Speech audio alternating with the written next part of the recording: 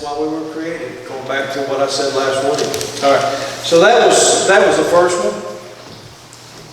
Basically, the first mention of responsibility.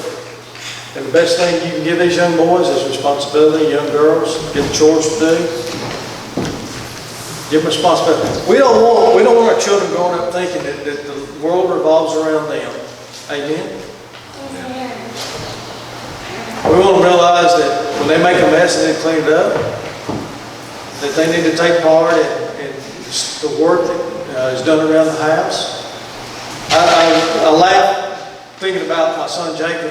When he got a little older, you know, and he was working a little job, he was still living at home for a time. And his job was to get the wood, move the wood from the wood pile to the porch during the winter. And he thought that was just awesome. I mean, back then I didn't have a side-by-side, a wheelbarrow job, you know, which I did it when he didn't do it. But he just thought that was just almost terrible, you know, working a job and he still had these chores. So he decided he'd move out on his own once. That was fine too.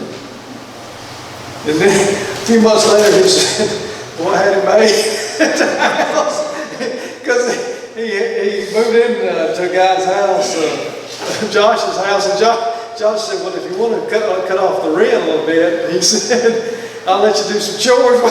He's working 3 hours every morning. It took him about an hour a week to do the wood. Anyway, whatever, you know, you live and learn, right? He learned a good lesson that time. All right. Second thing we see, the first mention of the principle of work here in Genesis chapter 1:28. Be fruitful and multiply. The idea there that they were going to be active participants in their own living. Okay? God, they weren't just going, although God had provided think about this, He provided all the fruit trees and the vegetables they needed. Guess what they still had to do? Go out and pick it. All right? And then He also gave them this special garden in the Garden of Eden, and they had to dress and keep the garden. So work is not the result of the fall. Work is a gift from God. Work is a gift from God. And we see that back in 1:28. Work and stewardship go hand in hand. We work to improve, right? We work to make things better. We cut our grass. We plant flowers. We clean our houses. Okay? And these don't need to be looked at with a bad attitude.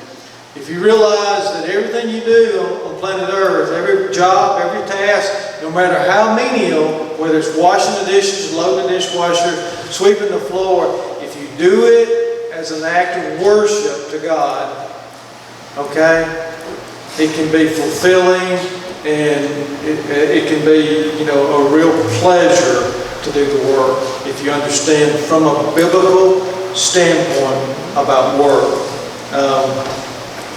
We work, I don't know if you ever thought about this, we work because it's a gift that God has given us, which goes back to your children, grandchildren. It's important to teach them to work, right? We want people to understand that work is not, it's a gift. It's something God gives us and allows us to participate with Him in His creative world. Everything belongs to Him, right? And we're here to care for it. One of my favorite things to do is to go and visit old home sites in the woods, places where people used to live. And I like to do that because it reminds me that just like somebody lived here at one time, they made a living here, and you know, don't know anything about it most of the time, but where they live is dilapidated and gone. Most of the old chimneys pieces of the chimneys may still be standing. The old spring, I try to find the old springs where they got their water. Most of them are filled in. But it reminds me that just like somebody lived here years ago, one day I'm going to be gone too. They're gone now, and one day I won't be gone. And we're going to give an account based on both mandates. Based on both Great Commissions. How we handle the creation, what He entrusted to us, and also how we share the gospel message. Okay? So, Leave it better than you found it. They were in a perfect environment, but God gave them work to do. Very important. There's something that work, by the way, there's something that work does for the soul.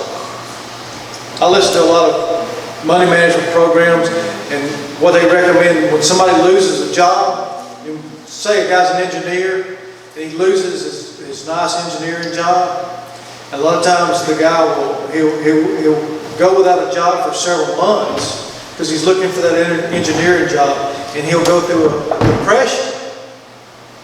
And they'll say, listen, I tell you what, dude, go get the first job you can get. You might be working at the Lowe's or the Walmart. He said, having a job is better than not having a job at all. It does something for you inside to have that job and to be working and to wait around and just wait for that perfect job to appear. And I would agree with that. I've worked a lot of different jobs, and any job can be done for God's glory. I've had, in 1 year I had 4 jobs. I know that's kind of crazy, but I had 4 jobs in 1 year, several years ago when my dad was sick. And one of them was just working in the grocery store, bagging groceries and cutting meat. Just kind of minimum wage stuff. Anyway, but I took it serious and I did it to use it for God's glory, and was allowed to witness of it when I was doing that job. Okay, so first mention of responsibility, first mention of work, and then I'm going to end on this one. This is Genesis chapter 2, 23 and 24, the first mention of biblical marriage. First mention of biblical marriage. Chapter 2, 23 and 24.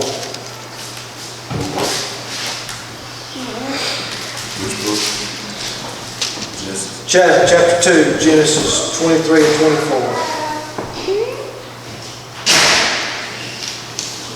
Therefore, this is now bone of my bone and flesh of my flesh. She shall be called woman because she was taken out of man. Therefore a man shall leave his father and mother and be joined to his wife, and they shall become one flesh.